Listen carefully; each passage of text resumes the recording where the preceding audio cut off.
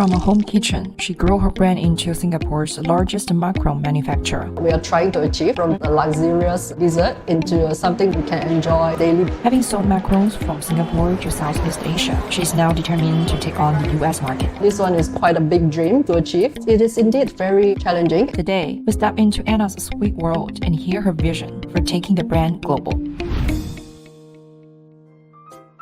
I'm Anna, founder of this Annabella Patisserie, the largest manufacturer of macarons in Singapore.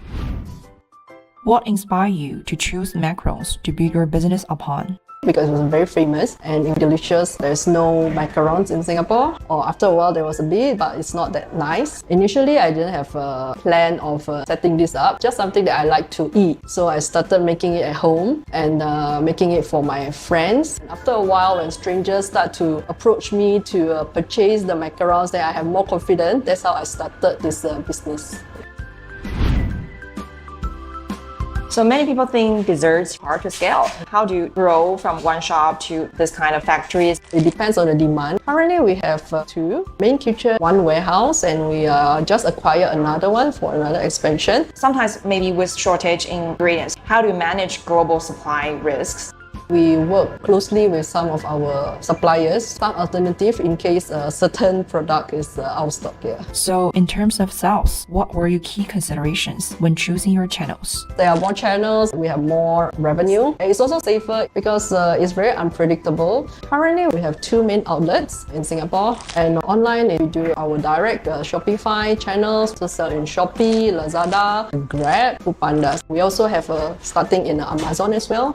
Online, the majority of our sales, about 40 to 45%, while offline is about 30% and 20% of the B2B. When doing B2B, what's your criteria to choose partners or collaborating? Usually we work with hotels or airlines. They usually have a higher budget. The macarons are in general more expensive due to the ingredients. We also partner with cafe and catering.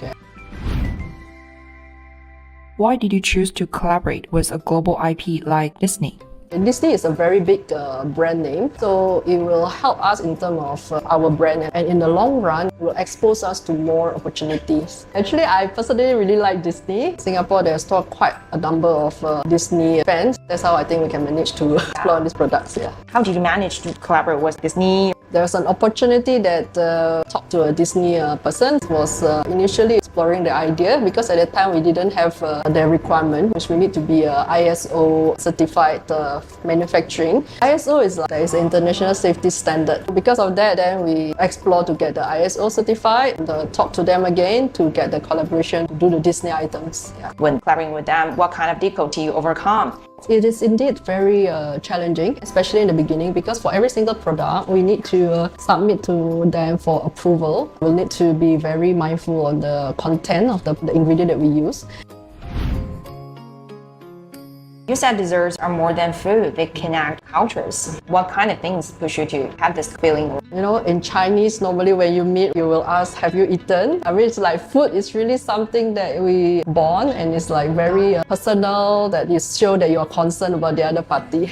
Younger consumers are changing. What's your vibe from this part? I'm glad to say that a lot of our younger generation really like our products. I think they prefer something that they can relate and make them feel good. For the time being, we actually have already opened Jakarta, and we're also trying out with Malaysia. As I age, I also have to be more health conscious. I started to do the energy bar now. In fact, this is more targeted to the US market. Why is US market? Because the market is really big. We did some markets research, but the main push is because recently we joined a government initiative to produce some local products to be bring to US market. We are pushed to do it faster. In fact, we are already planning to go to US Product Expo West next year in March to showcase our energy bar product. What gave you inspiration or courage to go global? Because our company mission is actually to make people happy, not only for Singapore. We also want to make people elsewhere to be happy. Which was the hardest to enter? Indonesia is actually quite challenging. There are quite a lot of competitors. How do you balance the localization taste in this process? I think for each market, they have their own local taste. So before we go, we need to study their preference. What's Singapore's biggest advantage in leading this kind of globalization wave? Singapore is always perceived as a safe country. The government was also very supportive.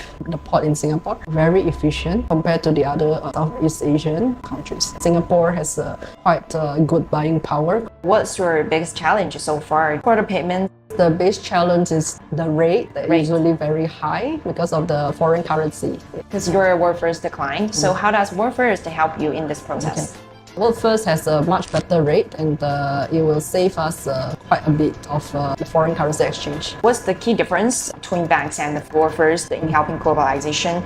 WorldFirst is very good in supporting us to, if we have multiple countries, set up everything is much faster. And if we purchase from China, it's very easy and seamless to do the payment. Let's see something into the future. What's your plan? We are trying to achieve a macaron from just a luxurious dessert into something that we can enjoy on a daily basis.